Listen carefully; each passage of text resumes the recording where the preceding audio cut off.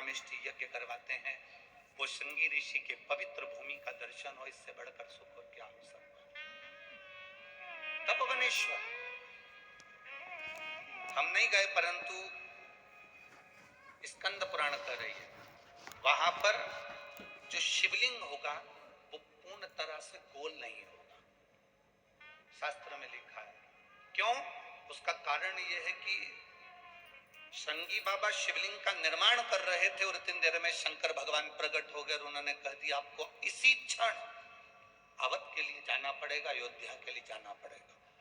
तो वो दोनों हाथ लगा हुआ शिवलिंग का भाग छोड़कर, अर्थात त्रिकोणा भाग कह सकते हैं, त्रिकोणी ऐसा भाग छोड़कर पूर्ण तरह से शिवलिंग नहीं बना पाए और त्रिकोणी भाग छोड़कर श्रृंगी बाबा विदर्भ राज से आज्ञा लेकर, उनको कहकर, उनको निवेदन कर कर कि अब मैं आपकी बहन के घर जा रहा हूं यज्ञ कराने के लिए, और अवधपुरी में पहुंचे और उन्होंने यज्ञ करवाना प्रारंभ करा। जो यज्ञ करवाया, खीर का कटोरा आया, उस खीर के पात्र को श्रृंगी बाबा ने वशिष्ठ बाबा से कहकर दशरथ जी को दिलवाया। तो दशरथ जी महाराज के मन में भाव उत्पन्न हुआ कि ये खीर का जो कटोरा आया है, ये खीर खाने से संतान की प्राप्ति हो सकती है। जो प्रश्न आज के लोगों को लगता है सफेद आंकड़े की जड़ बांधने से क्या संतान की प्राप्ति हो सकती है, बेलपत्र खाने से क्या रोग का निवारण हो सकता है,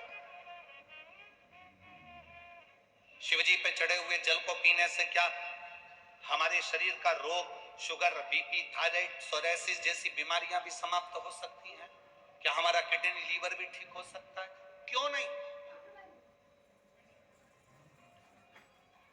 वशिष्ठ बाबा ने कहा जिस खीर के पात्र को स्वयं शिव की भक्ति करने वाले श्रृंगी बाबा का हाथ का स्पर्श हो गया है, और शिव की कृपा जब होती है तो संतान की प्राप्ति होती है, ये निश्चित है।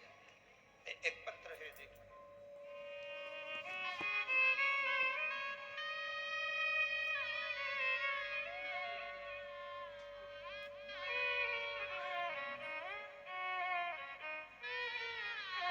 से तुम्हारे खाली न जाता कोई, दर से तुम्हारे मैं भी खड़ा हूँ, बात अपने हृदय से लगा लो, गिरा जा रहा उठा लो, भोले अपने दर से अब तो न टालो, गिरी जा रही उठा लो। जिसके लिए डॉक्टर ने कह दिया था कि अब ये जिंदगी भर हम कह नहीं सकते कि समझ पाएगा, नहीं समझ पाएगा, बोल पाएगा, नहीं बोल पाएगा, देख पाएगा, ना देख पाएगा। ब्रेन में खून के थक्के थे, पूरे फट चुके थे, शरीर में बीमारी लग गई, ऐसी बीमारी जो लाखों में एक दो को हो जाती, शरीर काम करना पाए, उसकी आराधना और काल उसका क्या बिगाड़े जो भक्त हो मां। वो शिव है, त्रिकालदर्शी है, कैलाशी है, अविनाशी है। अगर हम उसके दरवाजे तक जा रहे हैं, हम उसकी चौखट तक जा रहे हैं, तो ये समझ लो कि उसने निमंत्रण दिया आपको। आप शिव महापुराण की कथा तक आ रहे हो और यहाँ बैठकर अगर कथा सुन रहे हो, जहां जगह मिल जाए, जहां तक तुम्हें आवाज आ रही हो, ये जरूरी नहीं कि तुम पंडाल के अंदर बैठकर कथा सुनो। ओ भोला सब दुख उससे विनय करिए, प्रार्थना करिए, वो समझे।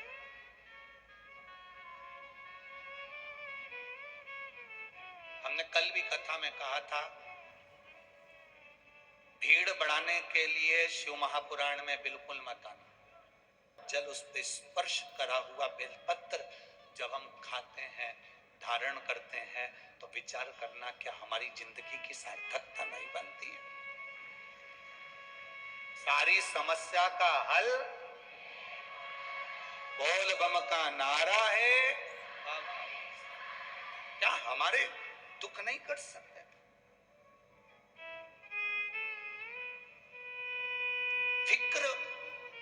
फिक्र चिंता मनुष्य को खा जाती है। फिक्र में और फकीर में जमीन और आसमान का अंतर है। फिक्र चिंता व्यक्ति को खा जाती है और फकीर संत साधु गुरुजन ये चिंता को ही खा जाते हैं, ये फिक्र को ही खा जाते हैं। कोई फिक्र नहीं। ठीक है, जितने शिव भक्त कथा को सुनने के लिए आते हो, ये बनकर जाना कि आप एक शंकर के भक्त हो। कहां बैठे हो, कौन सिंहासन तुम्हें मिला है, कौन जगह तुम्हें मिली है, उससे कोई मतलब नहीं। क्या होती होगी, किसी कथा की जमीन की मिट्टी को कोई बांध कर अपने साथ नहीं ले जाता होगा।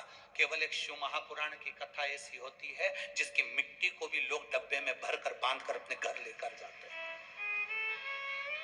केवल एक शिव महापुराण की कथा एक ऐसी होती है जिसकी मिट्टी को भी लोग बांध कर की कथा सुनने वाला, पाचने वाला, श्रवण करने वाला, कराने वाला